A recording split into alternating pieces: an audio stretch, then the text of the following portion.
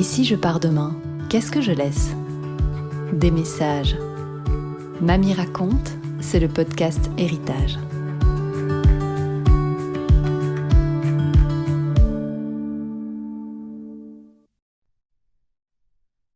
Depuis le temps que je t'en parle, cette fois, ça y est.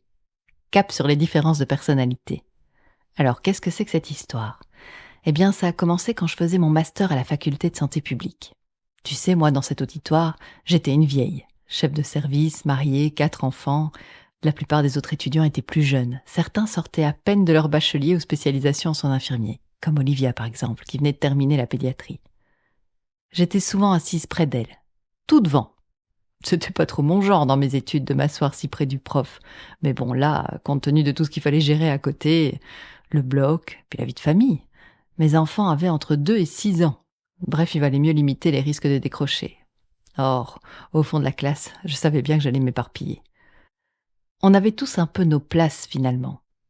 À côté de nous, il y avait souvent Élodie, infirmière aux soins intensifs, et Isaline, sage-femme. Comme la plupart des examens étaient des travaux de groupe, on les faisait ensemble. Et ça se passait bien. On avait de bonnes notes. Oui. Mais parfois c'était tendu quand même. Bah oui, mais bon, c'est Isaline aussi, quoi. Elle voulait toujours commencer par la table des matières. Élodie et moi, on s'en foutait. On pouvait tout à fait parler de l'intro, puis passer à la conclusion, et puis revenir à l'intro. Olivia n'aimait pas les conflits, alors elle préférait prendre de la distance. Un jour, on a eu un cours sur les différences de personnalité, et ça a tout changé pour moi. J'étais pas folle dans ma manière de fonctionner. Et les autres non plus n'étaient pas fous. Isaline avait de très bonnes raisons de commencer par une table des matières. Comme Élodie et moi, on était très cohérentes avec nous-mêmes en sautillant d'un chapitre à l'autre. Et puis Olivia, elle nourrissait aussi sa motivation, à sa façon. J'ai voulu en savoir plus, alors je me suis intéressée à un grand classique, Carl Gustav Jung, un célèbre psychiatre et psychanalyste.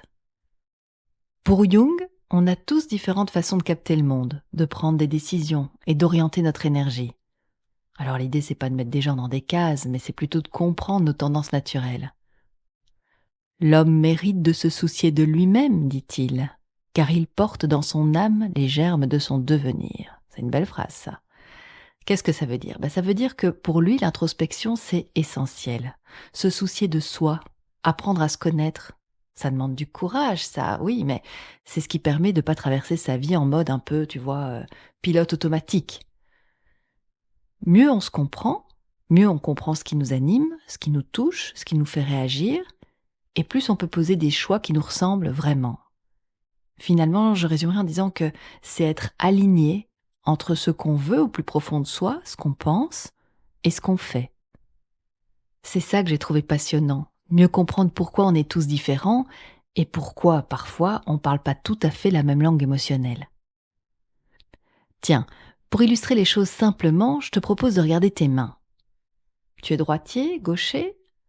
À moins d'être parfaitement ambidextre, tu as une préférence pour écrire avec la main droite ou la main gauche. Pour info, sache que moi je suis droitière et Vincent il est gaucher.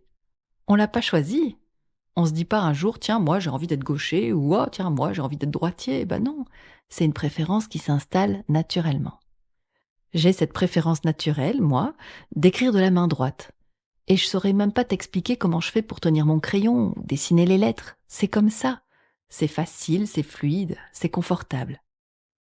Par contre, si tu me demandes d'écrire comme Vincent, là, ça devient compliqué pour moi. Je dois me concentrer, je dois investir de l'énergie. Et le résultat, il est, bof. Mais en même temps, ça me fait rire d'essayer. C'est rigolo. Et si j'y travaille, je suis sûre que je peux améliorer mon écriture de la main gauche. Garde ça en tête parce que ça illustre parfaitement la vision dynamique de Jung. On a une préférence naturelle pour une manière de fonctionner, mais ça ne veut pas dire qu'on ne sait pas développer l'autre pôle. On a 2 mains. Ça veut dire que la personnalité, c'est pas figé, tu comprends ?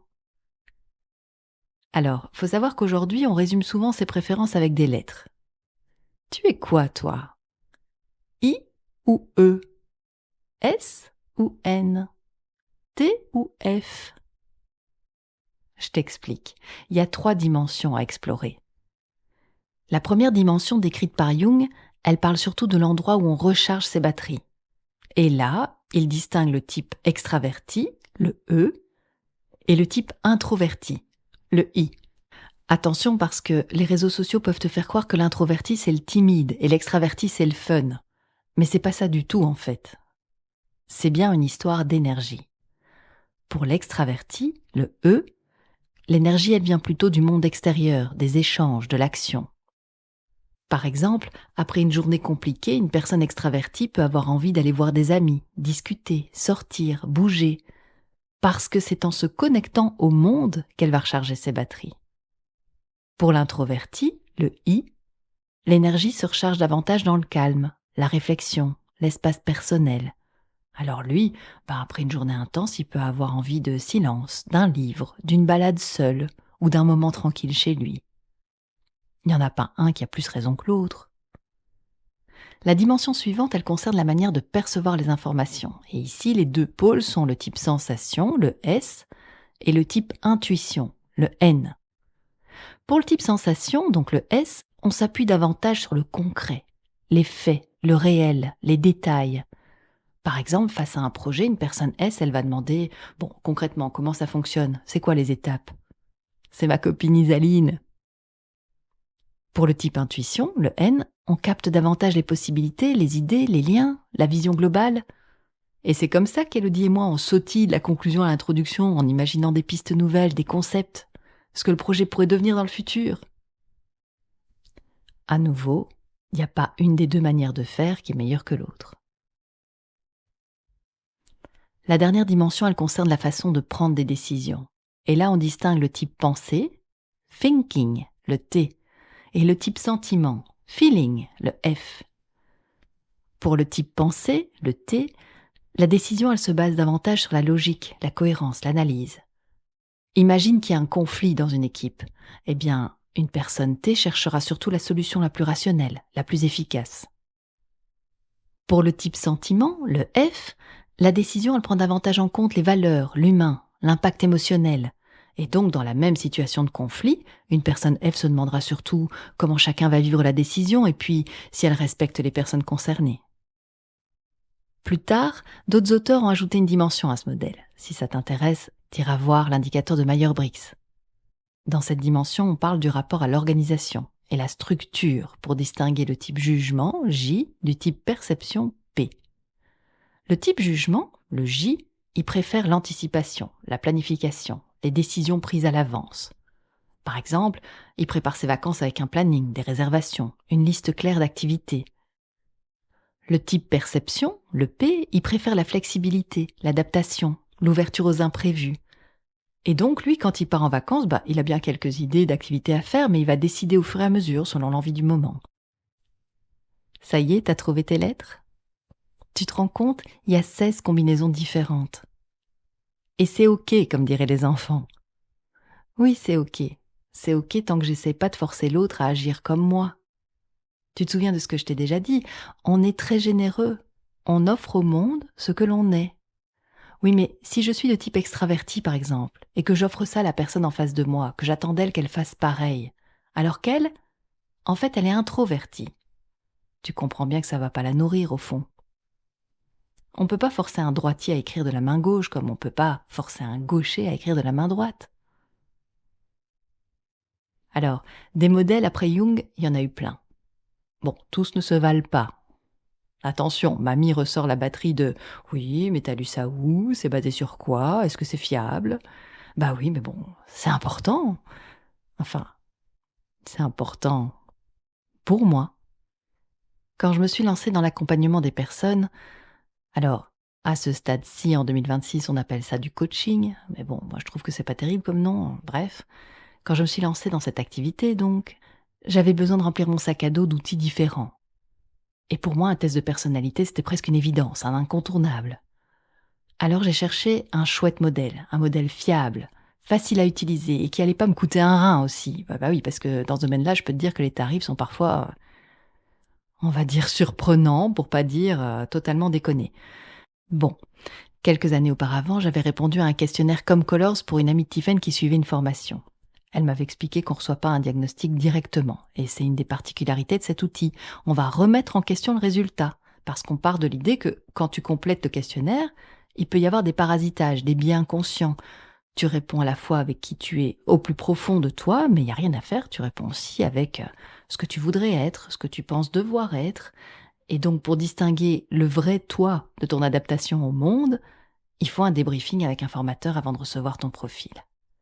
Je l'avais fait, mais j'avais jamais lu le résultat.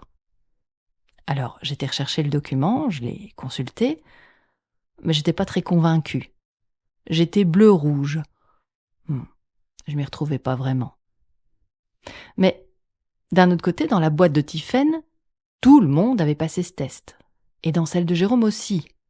Bon, bah alors, c'est quand même que ça devait être bien. En fouillant un peu sur Internet, j'ai vu que, derrière ComColors, il y avait eu un vrai travail de recherche avec plusieurs années d'études et même une thèse de doctorat en psychologie pour valider le modèle. Ok, c'est ce qu'il me fallait pour me rassurer. Je me suis inscrite. J'étais en pleine formation quand mon papa est décédé.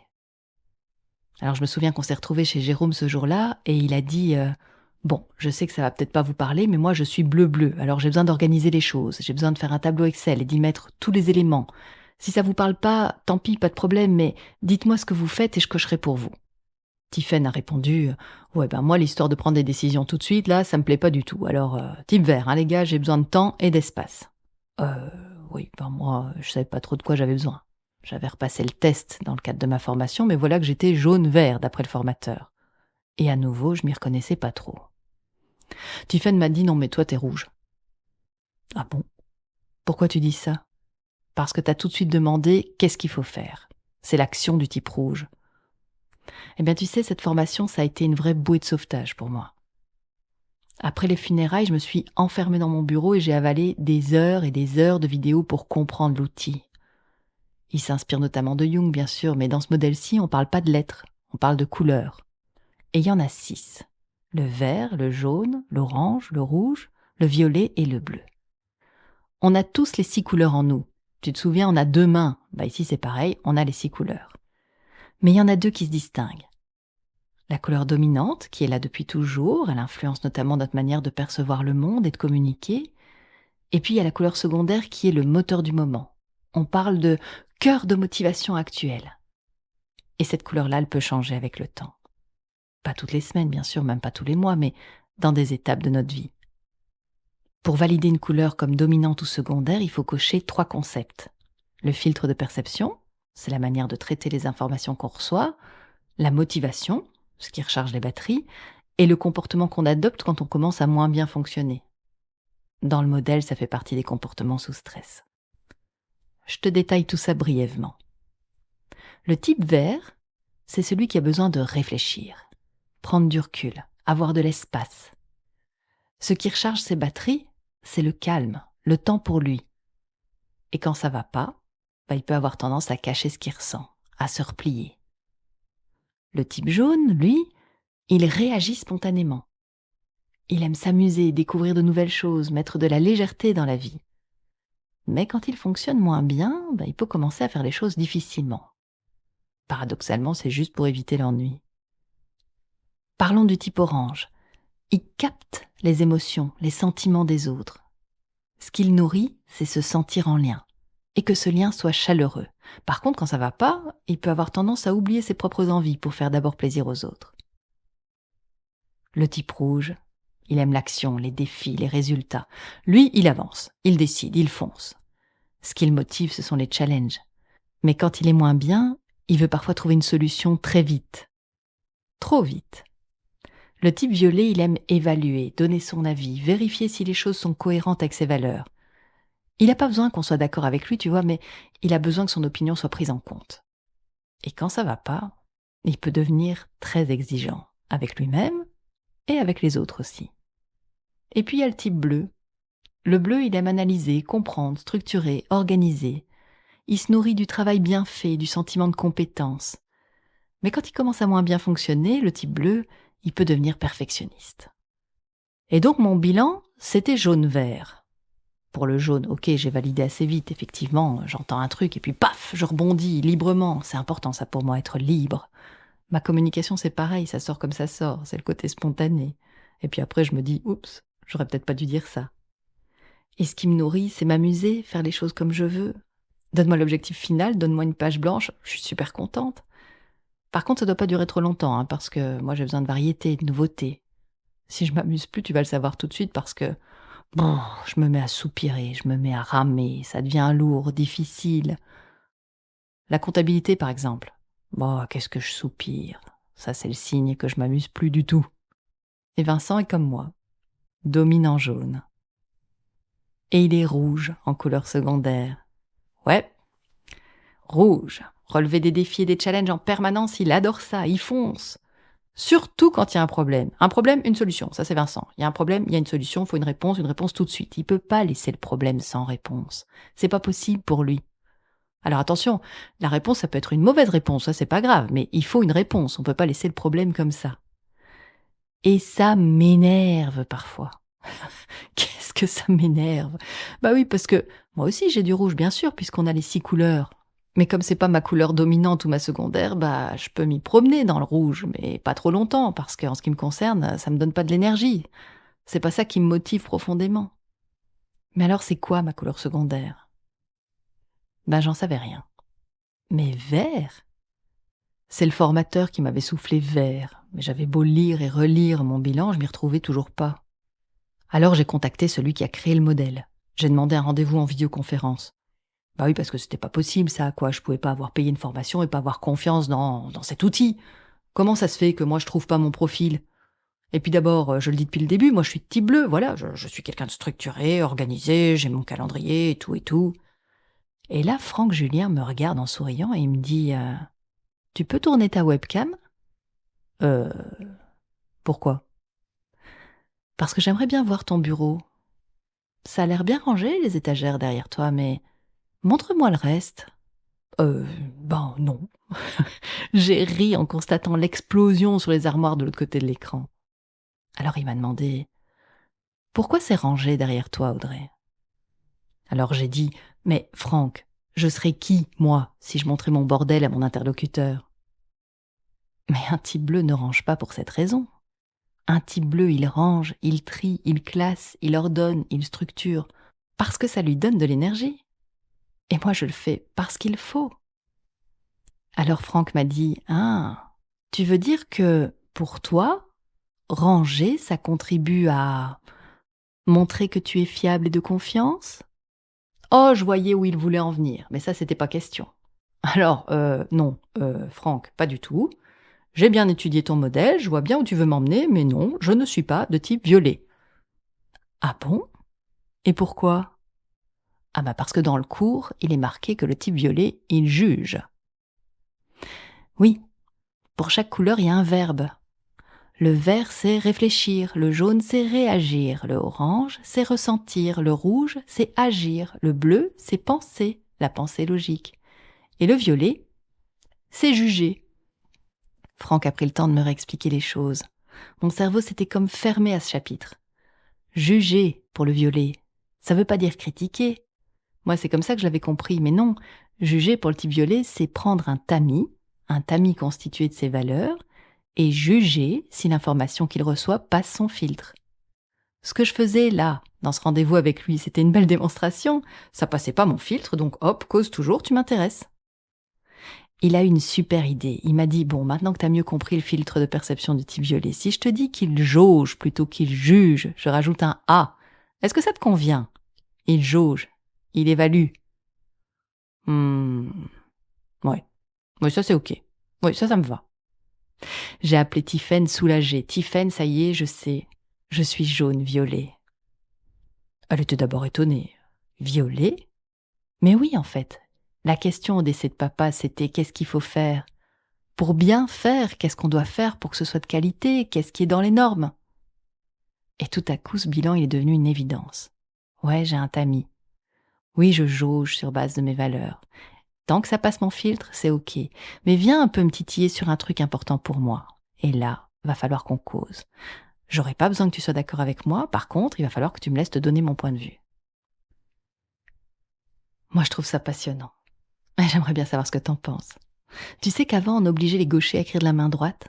Certains instituteurs attachaient même la main gauche et tapaient avec une règle ou punissaient les enfants qui écrivaient de la mauvaise main, comme on disait. La main droite, elle était associée au bon, au correct. En latin, le côté droit se disait dexter et ça a donné dextérité en français. Et le mot gauche, en latin, c'était sinistère. Avec le temps, ça a pris une connotation négative. C'est de là que vient le mot sinistre. Ces croyances culturelles, elles ont probablement contribué au fait qu'on voulait corriger le défaut des enfants gauchers. Aujourd'hui, quand je te dis ça, ça te paraît choquant, non? Je t'invite à retenir 2 choses très importantes.